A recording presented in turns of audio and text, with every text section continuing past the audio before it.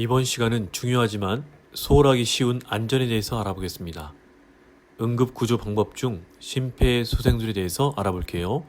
잘 배워서 혹시 필요한 상황에서 당황하지 않고 잘 대처해서 우리 가족, 친구, 사람들의 생명을 구하는 여러분 되면 좋겠습니다. 화이팅! 심정지 환자는 교통사고 사망자의 5배 가정에서 가장 많이 발생합니다.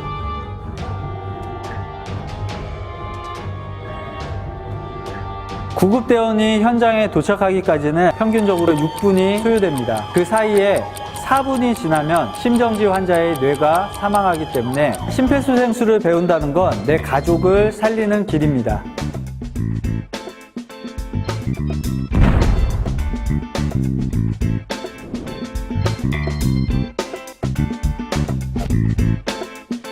주변에 불이나 위험물이 있다면 응급처치자도 다칠 수 있겠죠. 1단계는 반드시 주변이 안전한지를 확인하셔야 됩니다.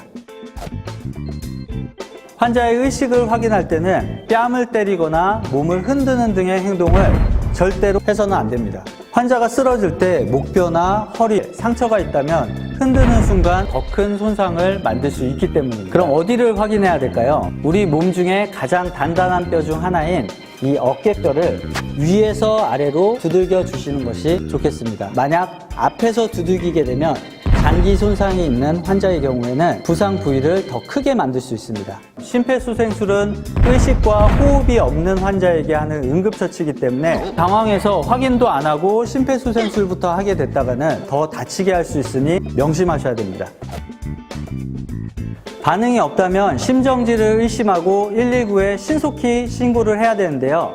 혼자 계시다면 스피커폰이나 영상통화로 신고를 해주시고, 만약 주변에 사람이 있다면 거기 빨간 옷 입으신 남자분 119에 심정지 환자가 있다고 신고해주세요. 한 사람을 정확하게 지목하시는 것이 중요합니다. 호흡하기는 환자의 얼굴과 가슴을 보면서 10초 이내로 살펴주셔야 합니다. 호흡이 없거나 비정상적이라면 심정지로 판단하셔도 됩니다. 여기서 비정상적인 호흡이라는 것은 어깨가 들썩이고 목이 당겨지면서 이러한 호흡은 반사호흡이라고 해서 사망 직전의 호흡이기 때문에 주저없이 심폐소생술을 해주시는 것이 중요합니다. 의식 확인과 119 신고, 호흡 확인은 동시다발적으로 신속히 해주셔야 되는데요. 단 4분이 지나면 뇌세포가 죽게 되고, 죽은 뇌세포는 아무리 치료하여도 회복되지 않기 때문입니다.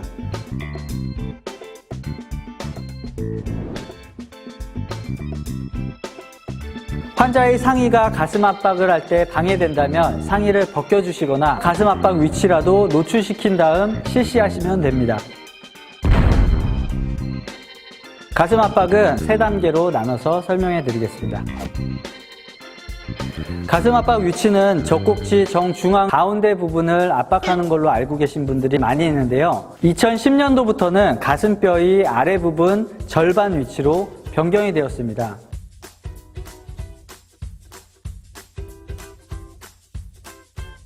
젖꼭지 부분이 사람마다 다 다르기 때문인데요.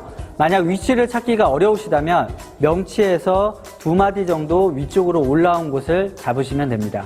정확한 압박 위치는 심장을 제대로 압박하고 주변의 뼈들의 골절을 최소화하기 때문에 중요합니다. 손은 오른손이든 왼손이든 편한 부분에 손꿈치 부분을 압박점에 댄 다음 다른 손으로 깍지를 껴고 손가락이 갈비뼈에 닿지 않도록 당겨서 눌러주시면 됩니다. 손을 전부 다 사용해서 누르는 것이 아닌 손꿈치로 꼭 압박해주세요. 누르는 방법은 환자의 가슴 압박점을 중심으로 어깨 넓이로 다리를 벌리고 누르는 팔과 환자의 몸이 수직이 되도록 만들어 주신 다음 분당 100에서 120회 속도로 30회를 5cm 정도가 압박이 되게 눌러주시면 됩니다. 확실히 와닿지가 않을 텐데요. 자, 저를 따라서 숫자를 세보겠습니다. 하나, 둘, 셋, 넷, 다섯, 여섯, 이 정도 속도입니다. 그리고 깊이는 베개나 인형을 바닥에 두고 가슴 압박을 하면서 몸으로 기억할 수 있도록 해주시는 것이 중요합니다. 가슴 압박은 누를 때도 중요하지만 뗄 때도 누르기 전 상태까지 올라오는 것이 매우 중요한데요. 대부분의 사람들이 힘으로 누르는 것을 본 적이 많은데요. 소방대가 도착하기 전에 힘이 다 빠져서 제대로 된 압박을 못하는 경우가 많습니다. 압박을 하실 때는 손을 쫙 펴신 다음에 반드시 굽어지는 부분이 이렇게 정면에 바라보게 비틀어서 눌러주시는 것이 중요합니다. 그냥 옆으로 하다 보면 자기도 모르게 손이 굽어지면서 제대로 누르지 못하는 경우가 생깁니다. 가슴 압박을 하시다 보면 다리에 힘이 들어가서 점점 앉게 돼서 직각이 아니라 몸쪽으로 이렇게 기울게 되는, 반드시 엉덩이를 번쩍 들어서 몸이 직각이 되게, 환자와 직각이 되게 압박을 해주셔야 됩니다.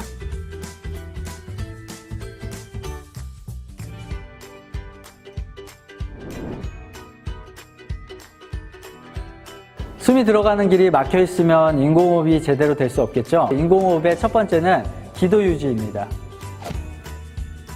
기도 유지는 한 손으로는 환자의 이마를 덮고 두 손가락으로 턱뼈의 끝부분을 받쳐서 함께 들어 올려 주시는 겁니다. 턱뼈의 끝부분이 아닌 그 아래에 있는 말랑말랑한 살 부분을 누르면서 올리시게 되면 혀가 뒤쪽으로 말려 들어가고 기도가 막히기 때문에 반드시 턱뼈를 잡고 올려주시는 것이 중요합니다. 기도 유지를 한 후에는 이마를 덮었던 한 손으로 코를 막아서 1초가량 불어주시면 됩니다. 이때 바람을 불면서 눈끝으로는 가슴 부분을 쳐다봐서 가슴이 올라오는 것을 확인하고 입과 코를 막았던 손을 1초 정도 떼고 다시 숨을 불어 넣어주시면 됩니다. 실습을 하다 보면 코를 계속 잡고 계신 분들이 있습니다. 이런 경우에는 바람이 가슴 속에 들어갔다가 제대로 나오지 못해서 폐가 손상되는 결과가 나타나기 때문에 반드시 입을 뗐을 때는 손도 놔서 들어갔던 바람이 충분히 나올 수 있도록 해주셔야 됩니다. 보통 드라마나 연출된 장면을 보면 입을 맞대는 정도로만 인공호흡을 하는데, 이렇게 하게 되면 입 옆부분으로 바람이 새어나가기 때문에 이렇게 벌리고 환자의 입을 완전히 덮은 상태로 인공호흡을 하는 게 중요합니다. 만약 인공호흡이 되지 않는다면 기도를 다시 한 번만 확보해보고, 그래도 안 된다면 인공호흡이 제대로 이루어지지 않았더라도 10초 안에 가슴 압박으로 넘어가셔야 됩니다.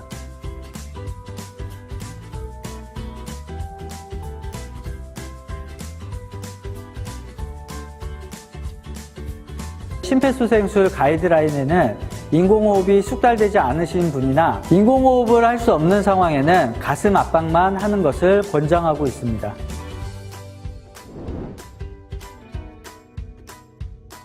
심폐소생술을 하다가 만약 환자가 신음소리를 내거나 호흡을 되찾았다면 환자를 회복 자세로 돌려주시는 것이 중요한데요. 회복 자세는 환자의 한쪽 팔은 얼굴 옆으로 올려주시고 다른 쪽 팔은 가슴 위에 올려주신 다음 올린 팔과 같은 방향의 다리를 꼬아서 환자를 옆으로 눕혀주시는 겁니다.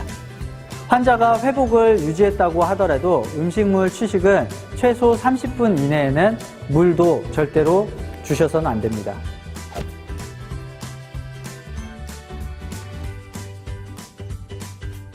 혹시 나한테 이런 일이 있겠어 하시는 분들이 굉장히 많을 텐데요. 내 생에 단 한 번 일어난 응급 상황에서의 환자가 여러분들의 사랑하는 사람이라고 생각해 보세요.